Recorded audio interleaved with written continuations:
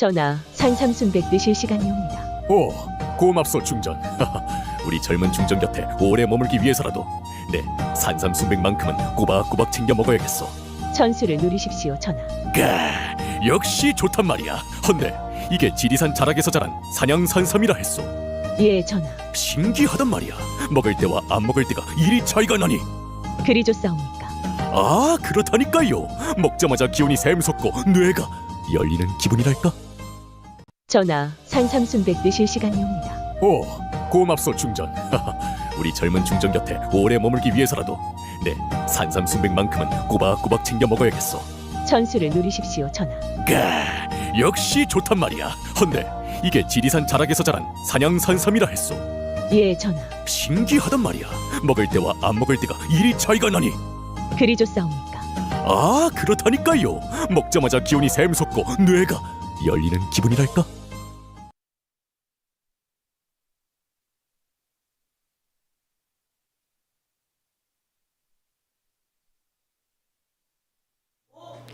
안녕하세요. 이지은 변호사입니다. 박정호의 핫스팟.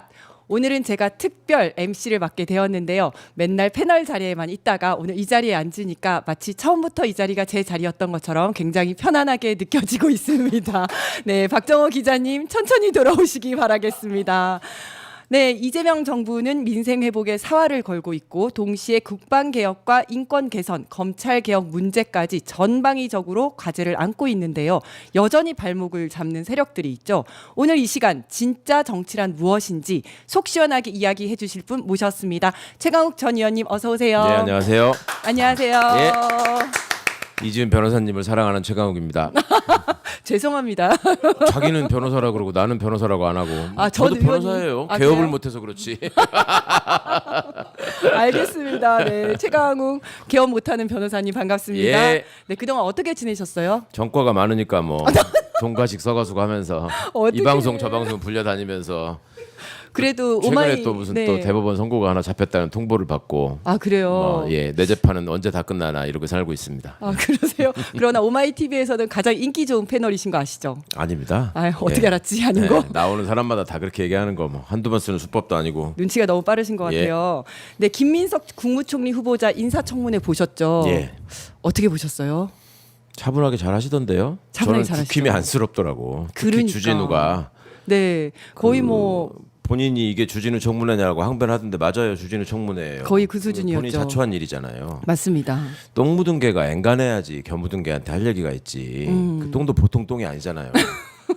근데 그 얘기를 스스로 자꾸 얘기를 하니까 네. 지금 시민들이 어떤 분들인데 그거를 못 찾아낼 거라고 생각하고 맞아요. 막 들이댔는지 모르겠어요. 네, 저는 네. 사실은 시내를 지나다니다가 그 현수막 건 거 국힘에서 네. 장롱에다가 뭐 6억 원 6억 원. 네, 이게 한동훈이 수준에서 전혀 벗어나지 않았구나. 네. 그 다음 지나고 나면은 이제 돈 세는 소리 또 소리가 들렸다고 이딴 소리 할 거 네, 아닙니까? 네. 어쩌면 그렇게 발전도 없고 네, 수법도 저열하고 똑같은 방식 근거도 계속 쓰고 없고. 있죠. 예. 예. 근데 거의 허위 사실 아닙니까? 무슨 뭐 6억이 장롱에서 나왔고 막 이제 이런 거의 그 수준으로 이야기를 글쎄 하던데. 말입니다. 그 우리 총리 후보자가 잘 정리하셨듯이 주진우 의원 스스로도 근거가 없다라는 걸 사실상 인정하고도 네. 사과는 죽어도 못하겠다고 버틴기는 저 DNA가 과연 바뀔 수 있을까? 저는요 이번에 인사청문회를 보면서 이 주진우 사태를 계기로 인사청문회 관행이 조금 바뀔 수도 있겠다라는 생각이 들었어요. 지금까지는 저놈 때려라, 저놈 쳐라 이러면 사람들이 막 무조건 쳤는데 저 재산 형성 과정이 잘못됐으니 때려라라고 했는데 때리려고 보니까 2억밖에 안 되는 거잖아요. 너는 얼마나 깨끗한데라고 봤더니 70억인 거잖아요.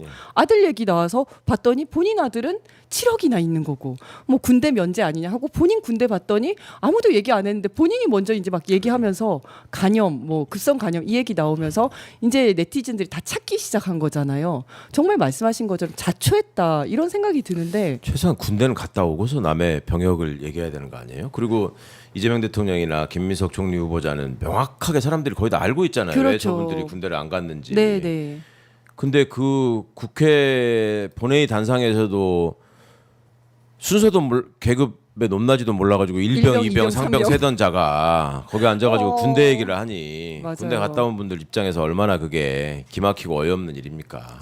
맞습니다. 그리고 뭐 자녀 성적이라든지 전 배우자 출입국 기록이라든지 이런 말도 안 되는 거를 막 이제 신청을 했는데 이거는 공개하지 못할 거라는 걸 알면서도 일부러 예. 이렇게 신청한 거 아닌가라는 생각이 들더라고요. 두 가지 측면이 있죠. 네. 이자들이 자기한테 묻은 똥을 인식하지 않고 남의 결을 가지고 저렇게 소리 높여서 외칠 수 있는 근거 중에 하나는 정치 검찰이 여전히 준동하고 있고 그건 우리 편이다. 예. 우리의 똥에 대해서는 절대로 들여다보거나 수사하지 않는다. 그다음에 족벌 수구 언론이 여전히 건재하고 우리의 똥에 대해서는 보도하지 않는다. 이런 확신이 있기 때문에 저지를 수 있는 일입니다. 네. 그렇잖아요. 언론이 살아있고 그렇죠. 예. 시민들의 건강한 눈이 살아있으면 본인의 다음 선거를 걱정해서라도 저렇게 막무가내로 못 하거든요. 근데 저런 식으로 저질러 놓고 그거보다는 내가 지적한 그 티끌과 겨에 대해서 훨씬 더 크게 보도하고 훨씬 더 세게 수사한다라는 일종의 경험이 생긴 거예요, 이자들이. 네. 정치 검찰을 활용한 검사 독재 정권을 겪으면서 그리고 그런 과정에서 망했는데도 불구하고 망했다고 생각하지 않죠. 네. 그러니까 내란 세력이 얼마나 뿌리가 깊고 왜 확실하게 제거해야 되는지를 다시 한번 입증해주는 장면이 아니었나 싶은 게 하나 있고요. 또 하나는 제가 청와대에서 인사검증을 담당해보지 않았습니까? 네. 그러면 청문회에 출석해야 되는 공직자 그 정도 직위에 있는 분들의 인사검증은 정말 치밀하게 세세하게 했거든요. 그러면 이미 그 단계에서부터 포기하시는 분들이 속출하고 네. 그다음에 가족 간에 의가 상하시는 분들도 많아요. 예. 이거저거 다 입증하라고 하니까. 그리고서 이제 마지막으로 제가 이런 그 여러 가지 그 상황에 대해서 알려드리고 또 그간에 나왔던 얘기들이 강점은 뭐고 약점은 뭔지에 대해서 정리해드리는 인터뷰를 하는데 그때 저를 만나자마자 이렇게 눈물을 흘리시는 분들도 많았어요. 검증 과정이 너무 힘들었다. 네. 이제 그 정도로 열심히 준비하고 했는데도 이제 국회에 가가지고 또 근거 없는 거 이거저거 끌어대가지고 망신을 당할 수 있다는 걱정 이런 것 때문에 많은 분들이 정말 유능하고 좋은 분들이 나 청문회 있는 자리에 나 안 가겠다라고 하신 분들이 많았거든요. 그리고 이거는 저자들이 집권을 했을 때도 더 지저분하고 더러운 사람들이었지만 네. 그럼에도 불구하고 어떻든 국민들의 눈앞에서 자신의 행각에 대해서 변명을 해야 된다는 것 때문에 꺼리는 사람들이 있었고 그러다 보니까 국힘도 이 인사청문회법을 개정하자라는 얘기를 했었단 말이에요. 네. 그러니까 이번에 확실히 그러니까 그 민주당에서도 지금 그걸 준비를 해서 추진하려고 하는 걸로 알고 있고 저한테도 좀 이렇게 자문을 구하고 하시던데 그 윤리 도덕성 검증하는 청문회와 정책 능력을 검증하는 청문회를 분리해서 네. 윤리 도덕성을 검증하는 청문회는 비공개로 하고 대신 자료는 최대한 다 제출받고 네. 적어도 대통령실에서 검증하는 수준의 자료는 다 가지고 비공개 회의에서 검증할 수 있어야죠. 네. 그러니까 이게 거기서는 다 내는 자료를 국회에는 정작 그 제대로 받아낼 방법이 없어요. 네. 국회로 넘어오게 되면 그러니까 그런 것들도 좀 개선하면서 비공개 청문회를 해서 문제가 되는 사람은 그 단계에서 정리될 수 있도록 하는 게 국민들이 보시기에도 사실은 이런 일들이 계속되다 보니까 청문회에 나가는 사람은 그러니까 열심히 안 보시는 분들은 누구나 다 지저분하고 누구나 다 흠결이 있는 사람으로 받아들이시는 경우가 있어요. 네. 그러면서 이제 세상을 원망하고 일체의 정당한 권위나 이런 것도 존중할 마음이 없어져 버리고 그러면 그게 결과적으로는 민주주의를 저해하는 걸로 연결되잖아요. 그렇죠. 그러니까 예. 그런 시스템에 대한 고민들을 좀 함께 나라를 걱정하는 마음으로 좀 해줬으면 좋겠습니다. 제발.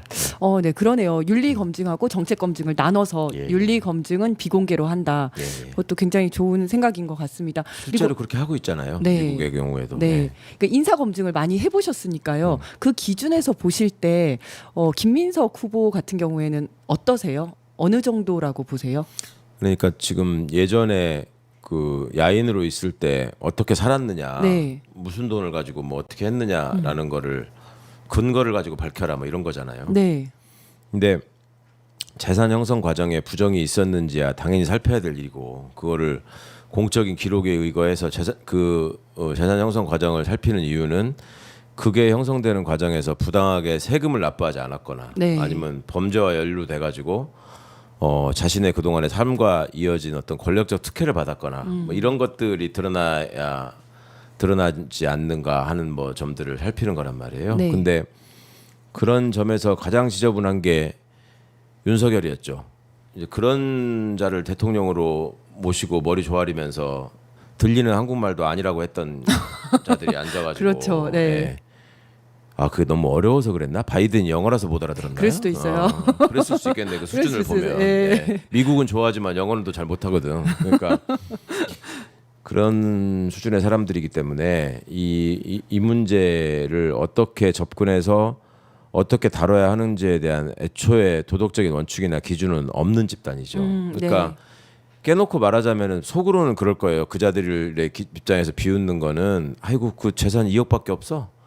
그걸로 그리고- 오히려 비웃었을 것이다. 그렇죠. 네. 예. 그리고 네가 뭐 저기 뭐 서울대 나왔으면 뭐해 그런 식으로 학생 운동한다고 어쩌고 다니고 선거 나와서 떨어져가지고 그지 되니까 나이가 지금 환갑이 넘었는데도 그거밖에 안 되지. 나 봐봐. 우리 2살짜리도 너보다 재산 많다. 아, 이런 식의 생각을 하는 사람들도 분명 있었을 거예요. 아니, 그럼요. 또 네. 그런 집단의 지지를 받는 정당이고. 네. 그러니까 제가 그걸 뭐 폄하하자는 게 아니라 그런 생각을 할 수도 있죠. 근데 그거를 민주주의의 틀 안에서 적법한 절차와 공정한 상식 안에서 그걸 녹여낼 생각을 해야지.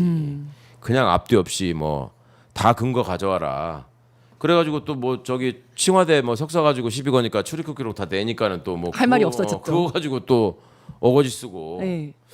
아유 참 하여튼 저는 근데 이거 보면서 저는 김민석 후보를 잘 알지 못했었고 그냥 겉에서 보이는 정도만 알고 있었는데 네. 이번 청문회 과정을 지켜보면서 이분 대단한 분이다라는 생각이 들더라고요. 그러니까 굉장히 힘든 시기를 거쳤는데 추징금을 받다 보니까 그 밑빠진 독에 이제 물 붓듯이 그렇죠. 정말 모든 돈이 다 추징금으로 다 나가버리고 그 와중에 또 중국에 가서 변호사 자격증 따고 네. 미국에 가서 변호사 자격증 따고 굉장히 열심히 무너지지 않고 잘 버텨내면서 단단하게 사신 분이구나 이런 굉장히 생각이 풍파가 들더라고요. 많은 삶을 살았죠. 저야 뭐 어릴 때부터 잘 알던 선배이기도 하지만 또 그 결혼을 하고 이혼을 하고 재혼을 하고 하시는 과정 같은 게 아니 심지어 뭐 그전 아내분까지 뭐 다 증인으로 출석해가지고 뭘 어째야 된다라는 네. 그 요구를 하고 그런 얘기들도 동네방네 저기 하지 않았습니까? 네, 네, 맞아요. 그거야말로 프라이버시와 관련된 거 아니에요? 맞아요. 주진우가 그 국회의원이 자신의 병역 사항에 대해서 사유를 검증하는 걸 가지고 프라이버시라고 아주 눈을 부릅뜨던데 네. 그 무슨 이런 도덕적 잣대도 원래 없는 집단이지만 법적인 원칙과 기준도 없잖아요. 그냥 자기 편의적으로 네. 그걸 이용하려고만 할 뿐이지. 맞습니다. 그러면 이제 김민석 후보자가 가진 상징성과 정치적 메시지를 어떻게 보시는지 아, 예. 저는- 이게 혹시 뭐 향후에 이재명 정부의 인선 방향이라든지 아니면 국정 철학과 어떤 관련이 있다고 보시는지. 당연히 관련이 있죠. 네. 총리 그것도 첫 번째 총리인데 네. 저는 지난 시간에 핫스팟을 통해서 그런 말씀을 드린 적이 있어요. 노무현 이해찬 총리의 그 환상의 콤비 시절이 있었는데 네. 그때가 재현될 것 같다. 그러니까 두 분의 연배도 비슷하고 그 다음에 그간의 정치적 경력을 통해서 이루어진 관계, 그 다음에 정치적인 동지로서 서로가 서로를 돕던 관계 이런 것들이 노무현 이해창 모델과 너무 비슷하고 또 김민석 후보자가 그간의 그런 고초나 혹은 또 예전에 이제 정몽준 후보가 나왔을 때의 어떤 정치적 행보나 이런 거 관련해서 정말 재기불능의 비판을 받았던 시절이 있었는데 네. 그럼에도 불구하고 저분이 20년 가까운 세월이 지난 후에 다시 컴백할 수 있었던 이유는 김민석한테 일을 맡기면 어떻게든 결과가 나온다라는 점에 대한 믿음이 있었기 때문에 가능한 일이었거든요. 실제로 정치권에서는 그건 유명한 얘기입니다. 김민석이 일을 하면 성과가 나온다. 야, 굉장한 그러니까- 칭찬이네요. 예. 그러니까 이재명 대통령과 김민석 총리가 분명히 이 실질적으로 국민의 삶을 개선하는 일을 위해서 정말 진력할 것이고 최대한 능력을 발휘할 거다. 그리고 총리가 의전 총리에 머물지 않고 그리고 어디 가서 뭐 변기나 닦고 다니고 뭐 돈 10,000원 내면서 후보나 바꾸려고 그러면 새벽에 서류 복사하러 다니는 그런 수준의 총리는 절대로 네, 되지 않을 네. 것이고 실제로 업무를 장악하고 업무를 파악해서 해서 대통령의 국정 수행을 돕는 정말 내각을 통할하는 실력 있는 총리가 될 거라고 저는 기대합니다. 저도 기대를 하고 있습니다. 그리고 어저께는 또 이재명 대통령이 시정 연설이 있었죠. 대통령과 야당 의원들이 악수하는 모습도 참 정말 오랜만에 보는 모습이었는데요. 네. 어떻게 보셨어요? 악수를 하는 사람들의 면면을 보니까 다 이유가 있는 것 같더라고요. 되게 보면 내란을 수사받아야 될 사람들이 열심히 와가지고 친한 척하는 것 같던데. 그렇죠. 고개도 그걸 좀 또다 숙이면서. 받아주시고, 네. 예. 세상에 권성동하고도 말을 섞으시고 스킨십까지 하시고. 네. 참 대통령이라는 자리가 힘든 자리죠. 비위도 그리고, 좋아야 되고요. 예, 정말 네. 비위 좋아야 됩니다. 그리고 또 저 국힘의 모습도 사실은 제가 21대 때 있었을 때는 대통령님만 나타나면 악쓰느라고 정신이 없던 자들이라서 네, 네. 저 표정 보십시오.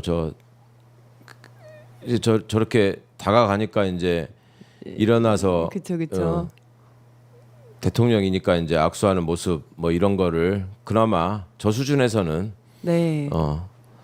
그나마 잘했다. 그리고 어찌 보면은 어쩔 수 없는 선택이었다. 저기서 네. 또 폐악질을 부리면 국민들 보시기에 정말로 지저분한 모습이었을 테니까. 그러니까요. 윤석열은 취임 직후부터 야당을 무슨 반국가 세력이라고 하면서 야당 대표를 범죄자 취급하면서 2년 동안 안 만났는데 이렇게 우리 이재명 대통령은 국정 동반자로서 뭐 이렇게 바로 야당 대표도 만나고 악수도 하고 저렇게 이야기도 하고 그죠? 저런 모습들이 사실은 굉장히 저런 보기 모습을 좋다. 보면서 좀 불만을 가진 우리 지지자들도 당원이나 조금 지지자분들도 계시더라고요. 있었겠죠. 왜 예. 저런 사람들하고 같이 손을 잡냐. 되돌려줘야 되는데 예. 이러면서 근데 이제 민주주의 시스템이라고 하는 것이 원래 반대파는 존재하는 것이고 네. 그 반대파의 수준은 시민들이 결정하는 것이고 예, 그러니까 앞으로 이제 이러저러한 장면들을 좀 많이 참고하시고 비교하셔가지고 어떤 세력이 대한민국을 제대로 책임을 지고 이끌어갈 것인지에 대해서 좀 생각을 새롭게 하셨으면 좋겠습니다. 맞습니다. 그리고 이제 뭐 협치를 한다, 국정 통합을 하고 이런 게 다 좋은 말이지만 그 현실적으로 협치를 하는 이유는 여당만으로는 150석이 보통은 안 되기 때문에 야당이랑 협치를 해야지 그 법안도 통과를 시킬 수 있고 예산안도 통과를 시키는 거지 않습니까? 그런데 지금 여당은 150석이 넘지 않습니까? 그렇죠. 어떻게 보면 협치가 필요 없지만 하는 예. 거고 윤석열 정권 때는 그때는 협치를 했어야 했는데 안 했던 거죠. 사실은 국민주권 정부의 대통령으로서 저들에게 보내는 메시지는 확실하신 거죠. 이게 당신이 건강한 정치인이고 제대로 된 보수를 지향하는 정치 집단에 속해 있는 사람이라고 하려면 네. 적어도 헌법을 파괴하려고 했던 내란 세력과는 결별해라. 그리고 그렇지 않다라는 거를 국민들한테 보여라. 그럴 때 내가 당신들과 손을 확실하게 잡고 함께 나라를 이끌어가는 고민과 토론을 하겠다. 뭐 그런 모습을 상징적으로 보여주시는 거 아닌가 싶어요. 메시지는 던지는데 그 메시지를 잘 받아야 할 텐데요. 지금 뭐 원내대표도 그렇고 다음에 당대표가 누가 될지는 모르겠지만 국힘이 과연 그렇게 할 수 있을지 저는 조금 의문이 들긴 합니다. 아니 저 재생 가능성은 없죠. 저 뭐 없는데. 아니 그래도 네. 아니, 그쵸. 없어요. 네. 있으면은 송원석 같은 사람 원내대표를 뽑았겠습니까? 근데 자 그러면 나라를 위해서 그냥 쓸데없는 얘기 저도 좀 보태는 거지. 계속 깔 수만 없으니까 좋은 얘기도 한 번씩 하면서 자 그러면 어저께 시정 연설 보시면서 가장 눈에 띄는 연설 내용 어떤 것이었어요? 저는 그 중간 중간에 이렇게 추임새처럼 애드립을 하셨잖아요. 네네. 국힘 의원님들께서 뭐 삭감에 애쓰시겠지만 이런 거. 징역도 말씀하시면 내가 생각하겠다느니 박수 안 치니까 이게 바라보면서 반응이 없어가지고 없어요, 좀 그렇게 했는데 굉장히 여유가 느껴지고 네. 근데 이제 그런 모습들이 조금 더 친근하게 국민들한테 조금 더 자연스럽게 조금 더 유머러스하게 네. 사실은 과거에 제가 그런 조금 아쉬움들이 있었거든요. 우리 대통령들을 보면 국민들도 그렇고 대통령 스스로도 그렇고 굉장히 이렇게 엄근진. 포멀한 거를 되게 추구해요. 네네. 항상 그 저기 정장을 입고 네. 항상 흰 셔츠를 입고 네. 그리고 항상 단정하게 빗어넘긴 머리 이런 걸로 네. 그리고 항상 정해진 자리에 앉아가지고 만장하신 분들을 쳐다보면서 뭔가 한마디 하늘에서 내려온 사람이 얘기하는 것 같은 모습을 네. 연출하는 그런 게 별로 마음에 안 들었는데 오바마 대통령 시절에 타운홀 미팅 같은 거 그 사람이 많이 했잖아요. 네, 보면은 흰 셔츠에 팔을 이렇게 걷어붙이고 공중공중 올라가가지고 네. 너무나 자연스러운 표정으로 이렇게 웃으면서 인사하고 되게 연설하면서도 이렇게 제스처도 너무나 친근하게 하잖아요. 네. 그런 모습들이 우리 정치인들이 저거를 정말 몸에서 배어 나오는 자연스러운 행동으로 시민들한테 인정받는 친근한 모습의 연설을 언제 할 수 있을까 하는 좀 희망과 기대가 있었는데 좀 우리 대통령 이재명 대통령 시대에 어느 정도 조금 진전이 있지 않을까 싶더라고요. 네, 아니 저는 뭐 사실 그전 대통령님들은 뭐 개그 감각이 별로였었지만 노무현 대통령님은 상당히 유머 감각이 좀 있지 않으셨나요? 네, 근데 그러셨죠. 그때는 국민들이 잘 못 따라갔던 맞아요. 것 같아요. 너무 시대를 앞서가신 대통령이기 네, 때문에 네. 노무현 대통령 충분히 그렇게 하실 수 있는 분이었고 문재인 대통령님도 원래 스타일이 좋은 분이기 때문에 재미는 없지 않으세요? 조금만 그 엄숙을 조금만 떨어내서 맞아, 떨쳐내면 맞아. 네, 네. 아니 그 농담 제가 이렇게 많이 걸고 그러면 잘 받아주시기도 하고 또 그랬었어요. 근데 그래요? 국민들이 보시기에는 너무나 신중하고 사려 깊은 대통령으로만 네. 남아 있어서 그런 게 조금 아쉽기도 했는데 뭐 이렇게 그 현장에 찾아가 가지고 진솔하게 얘기를 하면서 그냥 아니 뭐 형이라고 생각하고 말씀하시라. 네. 그러니까 다음 모임에서는 또 내가 오빠라고 생각하고 얘기하겠다. 이렇게 더 나오고 하는 게 얼마나 좋습니까? 네, 네. 맞습니다. 이제 송원석 원내대표 같은 경우에는 뭐 국민의힘 목소리도 경청해 달라라고 하면서 뭐 종이에다 내로남불 쓰는 게 이게 또 나왔더라고요. 누가 그랬다고요? 송원석 대표가 내로남불 송원석 했네. 그렇죠. 그래서 제가 이제 내로남불 혹시 그거 있나요? 내로남불?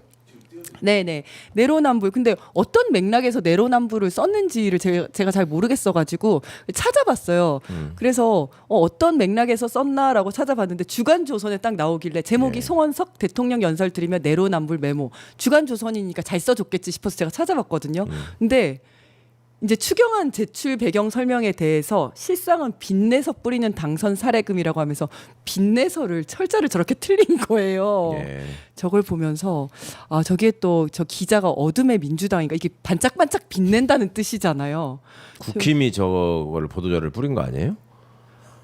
국힘은 국힘에서 뿌린 건가? 주어가 국민의힘은이잖아. 설명에 대해 포장마가 저거는 저 사람의 말을 따서 그랬던 것 기자분이 같아요. 기자가 쓴 것 주간조선에 같아요. 썼구만. 네네. 근데 빚내서 저렇게 썼더라고요. 빛의 혁명을 쟤들도 의식하는 거죠.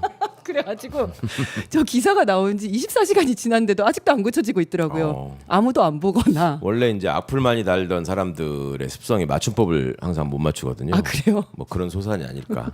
그러니까요. 저런 게 있어가지고 있었습니다. 네. 그리고 또 여당 의원들과의 스킨십 또 이제 눈에 띄는 부분들이 있었는데 정청래 의원이랑 박찬대 의원이랑 3인 악수하는 거 혹시 보셨어요? 아니요, 전 못 봤네요. 그랬어요 또. 어땠냐면 이제 네. 딱 나오시면서 악수를 막 하셨어요. 대통령님이 악수를 네. 하시는데 박찬대 의원이랑 정청래 의원이 같이 있으니까 이렇게 세 명이서 한꺼번에? 같이 한꺼번에 또 이제 손을 잡는 모습들이 있더라고요.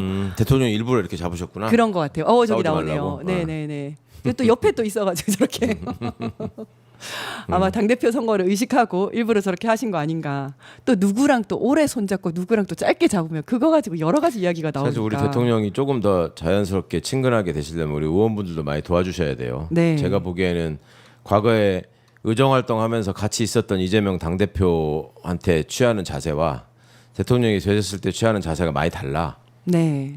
그러니까 당연히 그래야 되는 거긴 한데 그렇다고 해서 너무 경직된 모습으로 대통령을 대할 필요는 없을 것 같아요. 네, 맞습니다.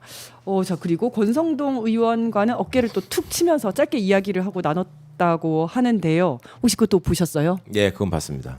네, 뭐 어떻게 보셨어요? 뭐 말로는 김민석 의원은 안 된다 이렇게 얘기를 하니까 어깨를 툭 치고 갔다. 뭐 예. 이런 얘기가 있더라고요. 글쎄 뭐 그냥 제가 대통령님 입장이었다면 참 그래 계속 말 같지 않은 소리 하는구나 이런 게 했을 텐데 네, 우리 네. 대통령님은 그래도 그래 잘 알았다 뭐 이런 뜻으로 하셨겠죠.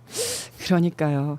네, 지금 속보가 있습니다. 김건희 여사가 오후 4시쯤에 휠체어 타고 퇴원을 했다고 하네요. 휠체어. 그렇지. 휠체어. 네네, 휠체어 저 필수품이잖아요. 네, 그럼요. 네, 마스크 그리고- 써야지 또. 그렇지. 마스크하고 안경 쓰고 머리 예. 이렇게 내리고 초췌한 모습으로 가야 될 것 같은데. 환자복 휠체어- 입었어야 될 텐데 옷 갈아입고 왔나 모르겠네. 잘 모르겠네요. 환자복. 네. 환자복이 원래 국룰인데. 국룰인가요? 예, 휠체어 언제 나오나 했습니다. 그렇군요. 자, 그러면 또 이제 이번에 대통령께서 김상환, 오영준 헌법재판관 지명을 했는데요. 임명을 했는데요. 이를 통해서 헌법재판소가 진보 우위로 재편될 거다. 이제 이런 이야기들이 나오는데 이번 지명 어떻게 보셨어요? 좋은 분들이 뽑힌 것 같고요. 네. 그리고 우리 이제 김상환 후보자 경우에는 대법관 마친 지도 얼마 안 됐는데 또 중책을 맡게 되셨고 당연히 이제 헌법재판 소장까지 맡으셔야 될 것 같은데 헌법재판소의 구성이 윤석열이가 내란을 일으키지 않았으면 큰일 날 뻔했어요, 진짜. 그 윤석열이가 임명권을 그쵸. 가지고 계속 있었다고 네, 네. 그러면 정말 지금 미국 연방 대법원이 트럼프 때문에 완전히 난도질이 돼가지고 네. 좀 황당한 판결들을 내놓고 있잖아요. 네, 네. 우리도 그러지 말라는 법이 없었는데 정말 정말 하늘이 도 이완규가. 오셔가지고 그렇죠. 하늘이 도 오셔가지고 아니 그리고 마지막까지 또 그 시도를 했지 않습니까? 이완규랑 맞습니다. 함상훈을 밀어넣어가지고 네, 네. 어떻게 하려는 그게 다 그런 이유가 있었던 건데 그렇죠. 어떻든 국민의 힘으로 국민들의 힘으로 이거를 막아낼 수 있었고 또 좋은 분들을 헌법재판관으로 보낼 수 있게 됐다라는 점 되게 뿌듯하게 생각하고 두 분 다 실력이나 그 인품 면에서 많은 사람들이 좋아하던 사람들이라서 꼭 좀 능력 발휘를 해줬으면 좋겠습니다. 근데 여기에 대해서 보수 진영은 정치적 판결이 우려된다 이렇게 주장을 했어요. 여기에 대해서는 이제 어떻게 걔 눈에는 말씀하시나요? 뭐만 보이고 부처님 눈에는 부처님만 보이는 맞아요. 거죠. 저자들은 늘 그렇게 살아오니까. 네. 제일 기가 막혔던 얘기가 예전에 그거였어요. 저 전해철 행안부 장관 같은 사람들 임명하고 이랬을 때 네. 선거에 개입하려고 대통령과 가까운 사람 하는 거다. 뭐 그런 식의 논평을 하던 자들인데 네. 그러면 앞으로 저자들이 집권해가지고 법무 행안부 장관, 국방부 장관 임명할 때는 우리는 다 이제 계엄하려고 할 하는 거 말씀, 아니냐. 다 니네 그 계엄 내란 하려고. 일으키려고 지금 임명하는 거 아니냐. 그렇죠. 이렇게 해야 되는 거예요. 그런 수준이에요, 말하자면. 맞아요. 네. 저들이 제기하는 지적이나 이런 네. 문제들은 자, 이렇게 이제 헌재의 지형 변화가 앞으로 헌재 결정에 아무래도 영향을 미칠 수밖에 없을 텐데요. 특히 관심이 있는 게 위헌정당 해산 심판 아니겠습니까? 네. 혹시 그러면 그것도 이제 가능성이 좀 높아졌다 이렇게 생각을 하시나요? 우선으로는 이제 헌법 84조를 가지고 네. 뭐라도 또 시비를 붙으려고 할 그쵸, 텐데 그쵸. 네. 그 문제도 헌법재판소가 정리해줄 필요가 생길 것이고 그 다음에 위헌정당 해산 심판도 염두에 두고 또 많은 분들이 또 그걸 원하고 계시니까 그런 점들도 생각을 해야 될 것이고 그리고 새로운 정부가 뭔가 우리나라를 바꿔 나가는 과정에서 여러 가지 헌법적 이슈들이 등장할 거 아닙니까? 네. 지금 매번 얘기되는 차별금지법 문제도 그렇고 네. 국가보안법의 위헌성도 오래된 숙제고 네. 그죠? 그 다음에 사형제도 같은 거에 대한 헌법적 논쟁 굉장히 우리 사회에 오랫동안 있었던 논쟁들이잖아요. 네. 그게 지금 매듭을 못 짓고 낙태죄 같은 경우에도 한정위원으로 폐지를 했는데 입법을 안 해가지고 지금은 법이 아예 없는 상태예요. 그렇죠. 네, 네. 그러니까 그런저런 부분들이 그냥 법비들이 준동하는 상황에서 헌법과 법률의 지향이나 가치가 지금 너무 훼손됐거든요. 네. 그러니까 이거는 힘 있는 자들이 자신의 입장을 정당화하고 본인의 잘못을 덮기 위해서 사용하는 도구나 수단에 불과하다라고 하는 게 윤석열 정부의 헌법과 법률을 제하는 자세이자 모토였으니까 네. 그거를 회복시킬 책임이 지금 헌법재판관들한테 헌법재판소에 주어진 게 아닌가. 그리고 지금 우리가 그 낸 개정안이나 이런 거에 의하면 헌법재판소가 명실상부한 최상급 법원으로 네. 판결까지도 이제 위헌 심판을 해야 되는 그런 권한을 부여받을 수도 있잖아요. 네. 그러니까 더 각별하게 좀 자세를 가다듬으실 필요가 있다고 생각합니다. 아까 그 두 분은 네. 굉장히 훌륭한 분인과 동시에 좀 진보적인 판결을 많이 하신 분들이신가요? 오영준 부장은 뭐 그다지 진보적이라는 소리를 듣거나 제가 그렇게 생각해 본 적은 없는데 네. 그렇다고 해서 뭐 그 소위 자기들끼리 얘기하는 정통 법관의 논리에 빠져가지고 그냥 판례만 답습하는 뭐 그런 그런 분은 걸 아니다. 하던 사람도 아니어서 네. 부인도 또 판사거든요. 그러니까 네. 둘이서 그간의 법원 안에서 나름 의미 있는 목소리를 후배들하고 또 그 공유하던 사람들이라고 알고 있어서 뭐 김상환 대법관이야 뭐 실력과 능력이나 모든 면에서 다 검증된 분이고 또 국힘이 그간에 김상환 대법관이 법원 행정처장으로 재임받은 시절에도 별다른 시비를 못 걸었단 말이에요. 네. 이제 훌륭한 분들이 이제 합류를 하게 돼서 헌법재판소의 결정에도 굉장히 기대가 좀 되고 있습니다. 자, 그리고 김건희와 윤석열에 대한 수사가 이제 계속 진행되고 있는데요. 둘 다 비공개 출석을 요구를 하고 있어요. 예. 이거 어떻게 봐줘야 됩니까? 아니 뭐 봐줄 일도 아니고 네. 봐주지도 않을 거고 네. 마지막까지 꼴값을 떨던데 그러니까 네. 민주 시민으로 살고 싶은 생각이 없는 거예요. 이 사람들은 그냥 왕과 여왕으로서 국민한테 군림하면서 그냥 사치스럽게 장난질 치면서 살거나 네. 아니면 이제 그 죄에 합당한 책임을 지고 형을 받고 사라지거나 이런 둘 중에 하나만 있는 거지. 네. 민주 시민으로서 이 세상에 이 땅에서 함께 공동체를 위해서 살아갈 생각이나 자질 자체가 아예 없는 자들이다라는 게 이번 이런 소행을 통해서도 드러나는 것 같습니다. 그리고 왜 아니 내내 재판 때도 다 걸어 다니고 멀쩡하게 백주산해제 다녔으면서 왜 이렇게 네. 땅속으로 기어 들어가려고 계속 그러는 거예요. 그러니까요. 동네에서도 지하로만 다니고 동네 밖으로 나와서도 아니 지 직장 아니야 원래 네. 옛날. 그럼 나 같으면은 금유 환영하는 측면으로 딱 수위 환영을 한번 보여주는 것도 수위 좋을 것 환영. 같은데 네. 굳이 그걸 땅으로 들어가겠다고 되지도 않을 일을. 근데 좀 다행인 거는 특검에서 좀 단호한 입장인 것 같더라고요. 네. 그래서 이걸 사실상 만약에 이제 윤석열이 지하 주차장 출입이 안 되면 나 가지 않겠다 이런 얘기를 한번 했더니 그거는 사실상 출석 거부로 보겠다. 그렇죠. 예, 요거는 굉장히 다행이다. 아주 말장난하느라고 애를 쓰더라고. 그러니까 마당까지는 가겠다. 아이고. 어? 그래서 거기서 지하로 들어가게 안 해주면 이따가 돌아가겠다 뭐 이런 식이던데 그건 출석이 아니에요, 그죠? 그렇죠. 학교를 가서 출석했다고 하는 교실에 들어가서 앉아 출석 체크를 있어야죠. 할 때 있어야 그럼요. 출석이지. 예. 운동장 왔다 안에 가는데. 들어가가지고 나 지하로 교실 못 가게 하면은 출석. 그거 결석이죠, 그거는. 네. 근데 만약에 이제 뭐 왔다가 그냥 갔어요. 아니면 지하로 가면 난 갈 텐데 지하로 출석 못하게 했으니까 난 그냥 가겠다라고 하면 이러면 만약에 체포영장을 신청을 하게 되면 영장 발부 될까요? 발부되지 않겠습니까? 이미 법원이 그쵸. 아니 성실하게 출석해서 조사에 임하겠다라고 하니까 영장 발부의 필요성이 없다라고 그렇죠. 한 번 했는데 네, 네. 성실하게 거부하잖아요 지금. 성실하게 거부하고 있죠. 성실하게 말장난하면서 성실하게 집요하게 거부하고 있으니까 영장 발부를 해야죠. 맞습니다. 그리고 저는 이게 이제 본인이 그러니까 사실 이명박, 박근혜 전부 다 공개적으로 다 출석을 했었잖아요. 네. 이런 사람들. 근데 이게 이제 본인이 특권을 바라는 게 검사 출신인 것과 좀 무관하지 않다 이런 생각이 좀 들더라고요. 뭐 그렇게 보시는 게 상식적인데 저는 좀 새로운 관점에서 윤석열 입장에 좀 자존심이 상하는 것 같아요. 내가 그런 자범들하고 같은 사람이 아니다. 나는 내란 수괴다. 나는 죄질이나 수괴다. 그 강도의 면에서. 그렇죠. 법정형도 다르다. 저런 난 사람하고 비교하지 사형이야. 마라. 나는 그렇지. 사형밖에 없는 사람이다. 그렇지. 뭐 벌금형이 없는 사람이야 나는. 근데 무슨 뇌물 나부랭이들하고 어떻게 같이 나가 맞아. 동일 선상에 취급받아야 하느냐. 그럴 수도 있죠. 예. 그리고 또 이제 오늘 김건희가 퇴원 직후에 명확한 피의 사실 고지와 비공개 소환을 요청을 했어요. 근데 비공개 소환은 그럴 줄 알았는데 명확한 피의 사실 고지를 해라라고 얘기를 했는데 이거는 무슨 그러니까 의미입니까? 잠재의식 의도가 속에 뭘까요? 체포를 당하고야 말겠다라는 의지가 있는 거예요.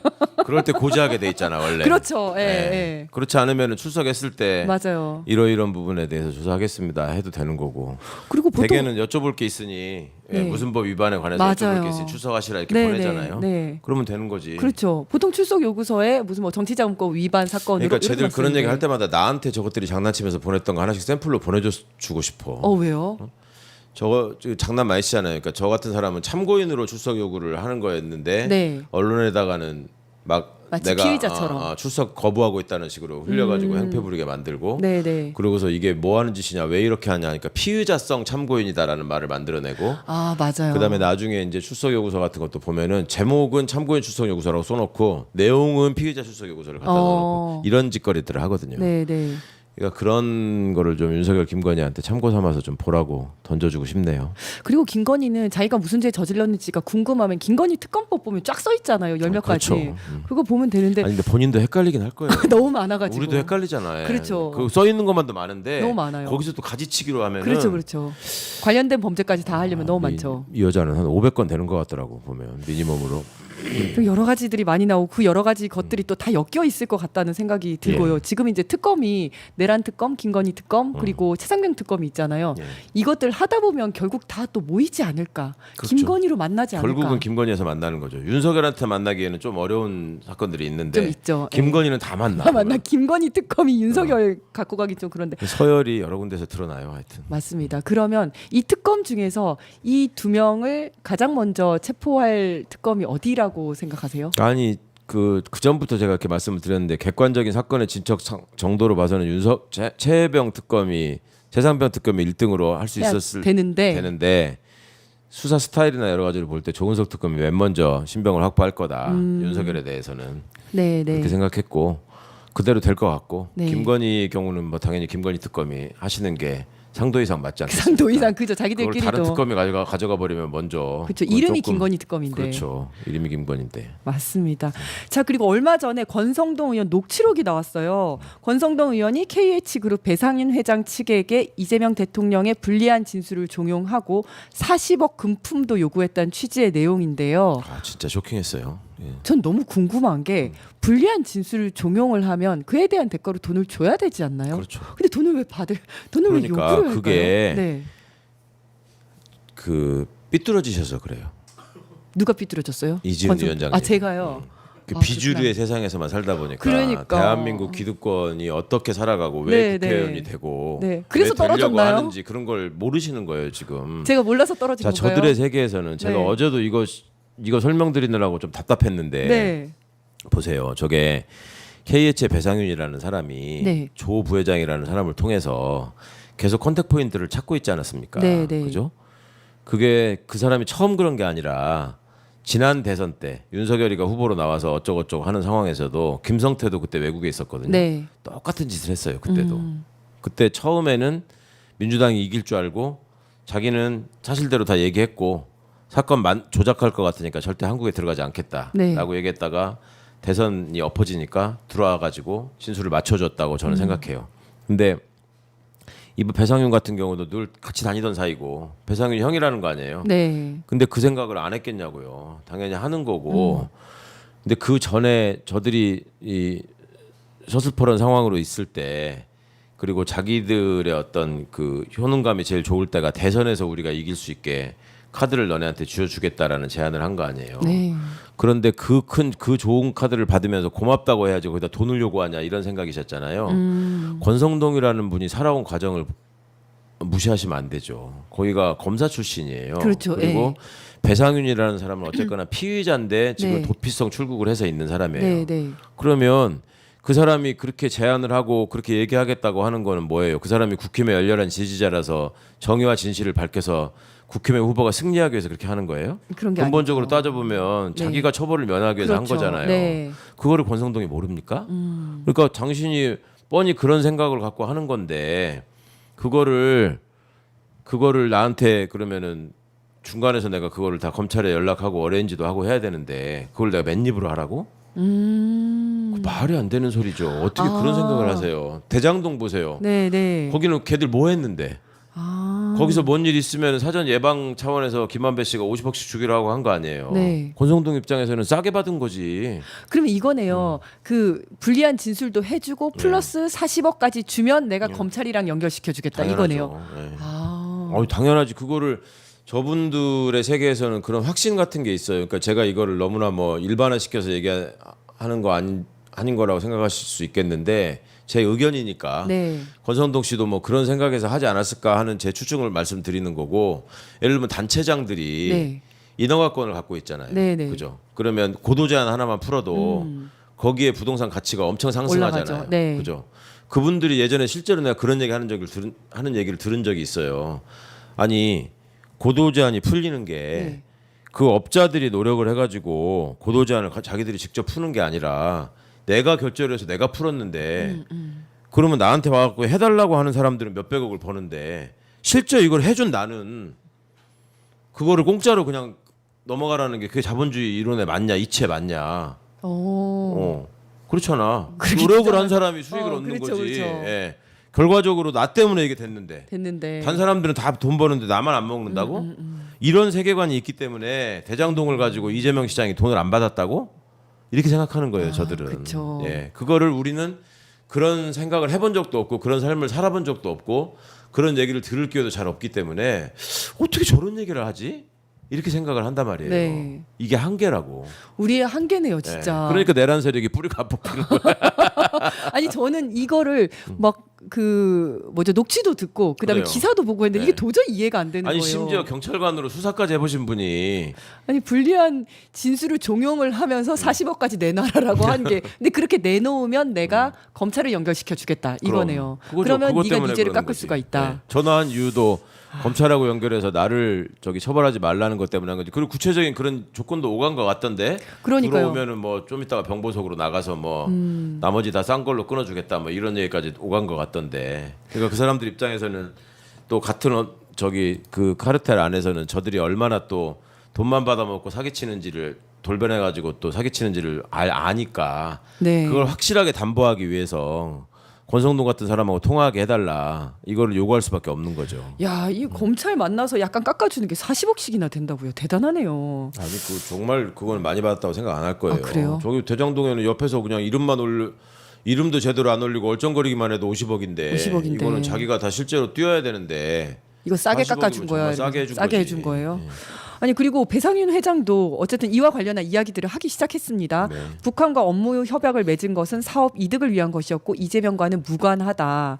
결국 대북 송금 의혹은 윤석열 검찰이 처음부터 설계하고 조작하고 이재명 죽이기 한 거라는 게 드러난 건데요. 그러면 지금 이화영 전 부지사 같은 경우에도 재판 다시 해야 되는 거 아닌가요?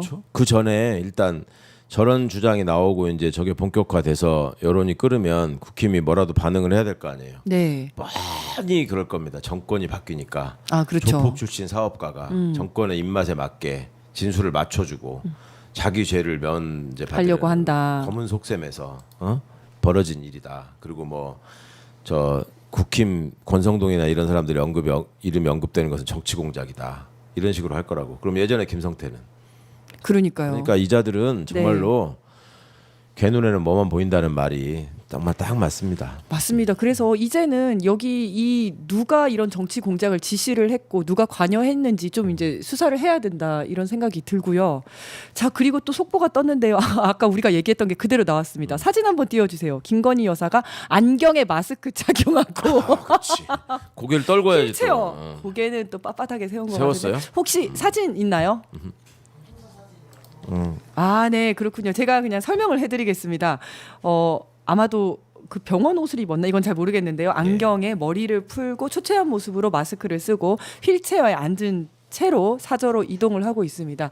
정말 이것도 조금도 그 진보한 게 없네요. 진화된 게 없네요. 마산병원의 내부에 계신 분들이 너무 기막혀하면서 여러 가지 제보를 해주세요. 아, 그래요? 얘기 좀 어제 해주세요. 들었는데 무슨 뭐 처음에 저 한국경제, 조선일보 이런 것들 통해 가지고 뭐 그 잠도 못 자고 걱정해 해가지고 몸무게가 40kg도 안 된다 그런 기사 보셨죠? 네, 들어갈 몸무게가 때. 빠졌다 뭐 이런 얘기는 들었어요. 40kg도 안 된다고 숫자가 나왔다니까. 아 그래요? 그러면은 그게 30kg대라는 거 아닙니까 몸무게가? 네. 근데 아산병원에서 그거 측정하신 분들이 기가 막혀가지고 분명히 5자가 써 있었다, 3자 없었다. 아니 30kg 대면요. 그 키 30kg 대면요. 완전 피골이 상접하고요. 아니, 그러니까 말이 안 되는 저런 되죠. 장난질을 사람들이 모르고 그냥 다 속을 줄 알아. 그리고 또 이제 속보가 하나 떴는데요. 내란 특검에서 전 국민이 계엄 피해자이기 때문에 수사 알 권리가 있다. 그래서 공개 출석해야 된다라는 입장을 재확인을 했다고 합니다. 예, 네, 이건 너무 당연한. 국민을 주어로 한 건 아주 잘한 반응인 것 같습니다. 맞습니다. 자 그리고 아까 했던 얘기 계속하면요. 어쨌든 이번 폭로로 검찰과 정치권 유착이 구체적으로 드러났다는 지적들이 나오는데요. 이번 사건을 계기로 좀 이제 특검제 확대나 검찰 개혁을 위한 제도적인 보완이 좀 되어야 된다라는 지적들이 나오는데 어떤 방향으로 추진이 되어야 된다고 아까 이제 보세요? 저기 KH 얘기 말씀하시는 거죠? 네네. 그러니까 저걸 보시면 왜 검찰 개혁을 하겠다고 하면 그냥 검찰뿐만 아니라 대한민국의 언론을 포함한 온 수구 기득권 세력이 손잡고 들고 일어나는지를 저걸 보시면 아실 수 있을 겁니다. 그러니까 무슨 일을 저질러 놓고 수익을 극대화해서 빼먹은 다음에 그거를 덮고 자기들끼리 나눠 먹으려면 가장 유용한 수단이 검찰이고 그다음에 그 검찰에 권한을 몰아놓는 것이 그거를 정리하기에도 너무 좋은 거예요. 그렇잖아요. 여기저기 분산돼 있으면 칼 찾아와야 되고 톱 찾아와야 되고 로프 찾아와야 되고 따로따로 차야 되는데 지금 맥가이버 칼 아니에요. 네, 그렇죠. 모든 걸 다 몰아놓고. 맞아요. 그러니까 자기들의 그걸 유지하는데 너무너무 소중한 도구였던 거죠. 그러니까 검찰 개혁을 한다 그러면은 온갖 집단들이 다 들고 일어나는 이유가 거기에 있었다. 그리고 그 모습들이 이들이 어떤 식으로 사건을 만들어가고 어떤 식으로 자기의 권력을 유지하기 위해서 진술을 조작하고 또 그 과정에서 어떤 더러운 거래가 이루어지고 그 과정에서 또 배불리는 사람들은 또 왜 그렇고 저들은 왜 정치를 하게 되면 저렇게 돈이 많고 왜 저렇게 국민들은 안중에 없고 돈을 들고 실력자들을 찾아다니는가 다 드러나 있죠. 저기 다 담겨 있잖아요. 예. 그러니까 이진우 위원장님도 줄을 잘못 쓰신 걸 한탄하시고 지금이라도 세상에 대해서 조금 더 시야를 넓히시고 네. 우리 마음처럼 사는 사람들이 세상에 반밖에 안 된다.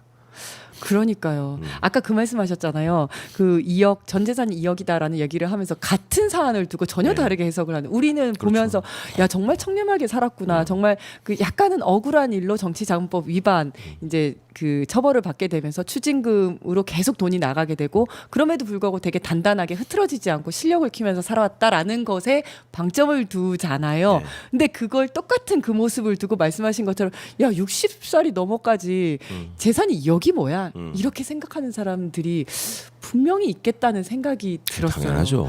왜냐면 제가 이제 이재명 대표, 그러니까 후보, 당시 후보에 대해서 이야기를 하면서 우리는 이제 어렸을 때부터 몹시 가난해서 정말 소년공으로 초등학교만 나와서 다치면서까지 소년공으로 이렇게 돈을 벌고 예, 예. 막 이 과정들을 보면서 그러면서도 삐뚤어지지 않고 너무 잘 컸고 대단하다 이런 얘기를 했잖아요.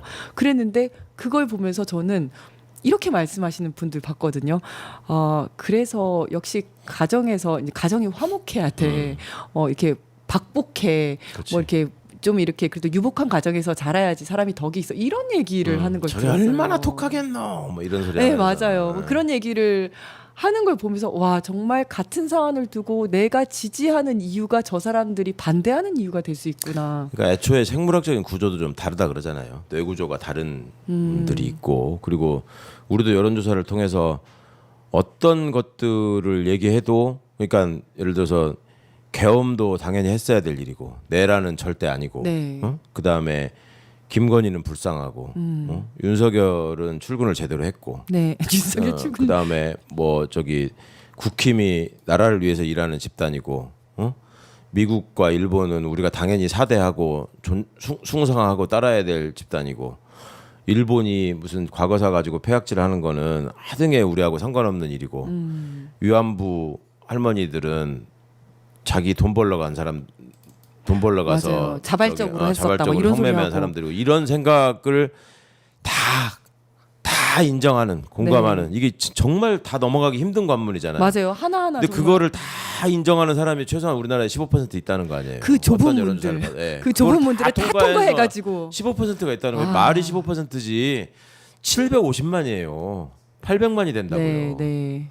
750만 800만이 안 되는 전체 나라 전체 인구가 그렇게 안 되는 나라도 많아요. 그렇죠. 그거 근데 그런 분들과 함께 살고 있는 거예요, 우리가. 그러니까 그거는 맞습니다. 자연현상으로 인정을 해야 되고 인정하고 가야 되는 부분이다. 내가 얼마만큼 그래도 내 기준에서 오염되지 않는 삶을 할 것인가가 되게 네. 필요한 것 같고요. 네. 그리고 이 시스템에서 제가 이진 변호사님한테 줄을 잘못 쓰셨다라고 안타깝게 생각하는 거는 실제로 그런 사람이 있었어요. 그 경상도 출신인데 네. 대학을 외국으로 갔어요. 네. 거기서 이제 공부를 많이 하고 박사학위를 하고 한국으로 왔어. 네.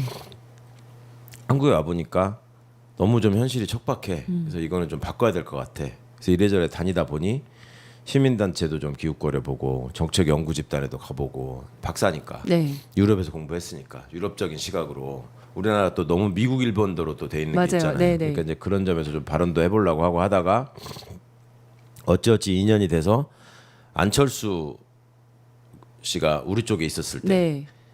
무슨 새정치 어쩌고 할 적에 네, 이제 맞아요. 글로 예, 예. 해가지고 무슨 정치를 했어요. 비례대표 지방 의원 같은 걸 한 거예요. 네, 네.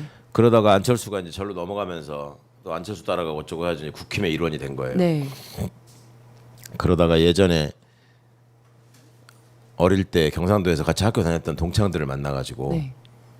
난 정말 민주당에 있으면서 그 새정치연합에 있었을 때의 그 내가 왜 그렇게 했는지 정말 내가 한스럽다. 응? 그때는 가면은 맨 당비내라 그러고 어디 가서 밥 먹고 나면은 호프집 가가지고 N분의 일 N분의 1 하자 돈내라고 그러고 먹는 것도 맨날 통닭에 맥주 같은 거나 먹고 네, 네. 호텔 문 앞에는 가보지도 못하고 그랬는데 일로 딱 넘어오니까 완전 세상이 달라졌다. 호텔 아니면 밥을 안 먹고 네. 그다음에 모든 사람들이 다 그냥 오는 사람은 없다. 뭔가 주고받을 게 있다. 네. 항상 그 사람이 가진 이권이 있고 네. 내가 가진 능력이 있으면 바터를 하는 거다. 그래서 여기 와 보니 정보가 너무 많아서 내가 그때 얻은 몇 가지 부동산 정보만 가지고도 지금 오피스텔이 가득 차 있는 빌딩의 주인이 됐다. 응? 근데 이거를 순전히 내가 정말 그 선택과 노력을 통해서 내가 얻은 성과인데 이거를 저 악랄한 공산주의 집단인 민주당은 종부세를 매겨가지고 나한테 지금 뺏어가고 있다. 세금을 몇 천만 원을 뜯어가려고 한다. 저것들 용서할 수 있냐? 어? 자본주의 사회에서 어느 게 더 이익이 되는 길인지를 너네가 생각해라. 라고 친구들에게 충고하더래. 야, 근데 그 얘기를 들은 사람이 너무 기가 너무 막혀가지고 열받았을 것 같은데요, 진짜. 예. 아니 어떻게 이럴 수가 있냐 네. 하는데 이 얘기를 하는 수준이 네. 그냥 뭐 저기 뭐 빌딩 하나 있으면은 뭐 어떤데 뭐 하나 더 살까 뭐 이렇게 얘기를 하니까 네. 저 기가 막히는 거지 이게 이 수준이 안 맞는 거죠. 그러네요. 아유. 그러니까 가시기 잘했네요. 그 자기에게 딱 맞는 당으로 갔네요. 어쨌든. 그렇죠. 그러니까 그랬다는, 네, 생각이 그런 들고. 게 적성에 맞아서 또 그렇게 사는 분들이 있으니까 네. 그분들한테 얼마큼의 정당한 세금을 통해서 우리 사회에 기여할 수 있는지를 우리는 찾아내야 되는 거고 또 그런 사람들이 부정하게 얻은 정보를 통해서 축제하는 거를 막는 시스템을 우리가 잘 갖추고 있는지도 한번 들여다봐야 되는 거고 네. 그런 어떤 자본주의 사회가 추구하는 이익은 사적 이익으로만 국한되는 게 아니라 그걸 통해서 사회 공동체를 발전시킬 수 있는 동력이 돼야지 자본주의 체제라는 게 의미가 있고 유지가 된다라는 점들을 좀 우리 정부에서 좀 맞습니다. 체화시킬 수 있게 했으면 좋겠습니다. 네. 그리고 이제 지난주 말부터 해서요. 장관 인사가 계속 되고 있는데요. 네. 지금 굉장히 좀 이제 파격적인 인사들도 좀 있지 않습니까? 네. 어떻게 보셨어요? 가장 눈여겨본 뭐 저는 인사가 어떠세요? 제일 아무래도 신선하고 쇼킹했던 거는 우리 김영훈 노동부 장관 후보자시죠. 네. 그분이 지난 총선 때 비례대표 후보로 또 나와 계셔서 제가 인터뷰한 기억도 있고 예전에 또 민주노총 위원장 시절부터 제가 잘 알고 있었고 그런데 그 기관사가 운행을 마치고 비로소 장관 지명 인터뷰에 그 어두운 밤 시간에 응하는 모습, 네. 그다음에 안전 운행을 위해서 휴대전화를 꺼놨기 때문에 네. 비서실장의 전화도 받지 못하고 네. 자기가 지명됐다는 사실 나중에 알았다. 네. 뭐 이런 모습들이 세계적으로 볼 때도 되게 귀하고 신선한 장면일 것 같고 맞습니다. 예전에 제가 한번 외국이 저게 이게 부럽다라는 생각을 한 적이 있었는데 네. 스페인에서 네. 30대 여성을 국방부 장관으로 기용한 적이 있었습니다. 네. 그래서 이제 그분이 국방장관이 돼가지고 그 군을 사열하는데 네. 임신을 하고 있었어요. 저그 그래가지고 사진 봤어요. 예, 보셨죠. 네. 배가 부른 상태로 임신복을 입고 맞아요. 군을 딱 사열하는 모습. 네. 저는 그거에 비견되는 신선한 충격을 받았습니다. 우리 김영훈 장관 후보자한테. 맞습니다. 그리고 그러니까 노동자가 노동부 장관이 되는 그런 나라를 꿈꿨었는데 그게 그렇죠. 과연 이루어질까 했었고 심지어 바로 직전에는 김문수가 노동부 장관이지 맞아요. 않았습니까? 네. 그런데 지금 이런 모습을 보면서 시대가 바뀌었다는 걸 너무나 분명하게 맞습니다. 상징하고 있고 또 네, 그런 네. 면에서 우리 김영훈 장관이 꼭 좀 훌륭한 성과를 많이 내셨으면 좋겠어요. 네, 그리고 네. 김영훈 장관을 좀 많이 좀 도울 수 있으면 좋겠다. 네. 우리 노동자 조직에서도 네. 사실은 각 노총들이 그 내부에 정파들이 있어가지고 상당히 치열하게 경쟁하고 다투시거든요. 네. 근데 그런 분들이 각각의 생각이나 지향이나 이해관계가 조금 다르다는 이유로 정말 100만 년 만에 탄생한 노동자 출신 노동부 장관을 흔드는 일은 좀 네. 없었으면 좋겠다. 가급적 네. 머리를 맞대고 좋은 결론들을 많이 도출해 주는데 동참해 주셨으면 좋겠고 네. 충분히 그만큼 우리 김영훈 장관이 열려 있는 분일 거라고 제가 믿기 때문에 그리고 또 하나 우리 안규백 네. 국방부 장관을 보는 환영의 시선이 대부분이지만 네. 또 우려 섞인 시선도 있어요. 과연 잘 해내실 수 있을까? 그 군인들을 많이 아시는 게 독도 되고 아주 장점도 될 텐데. 네. 그러니까 이제 그 굉장히 큰 조직이잖아요. 네. 그 안에서 그 사람한테 잘 보이는 기술을 연마해 가지고 올라간 사람들이 뭐 네. 경찰 조직에서도 많이 경험하셨겠지만 그렇죠. 네, 네. 군이 몇 배는 더 심하거든요. 네. 숫자가 훨씬 많으니까. 그럼 그걸 가지고 또 장관을 홀리는 일은 없을까? 우리 안규백 장관님이 뭐 쉽게 그렇게 넘어가실 분은 아니지만 어찌 보면 혈혈단신으로 지금 그렇죠. 가신 거기 거잖아요. 가신 거죠. 그러니까 국민들이 많이 성원하고 또 감시하시는 게 또 필요하다. 어제 처음 축하 전화를 드려봤는데 씩씩하시더라고요. 그냥 내가 여기 와보니까 뭐 해야 될 게 많네. 준비 잘하고 계시더라고요. 네, 국방위원회에 계속 되게 오랫동안 그럼요. 계셨었죠. 네, 네.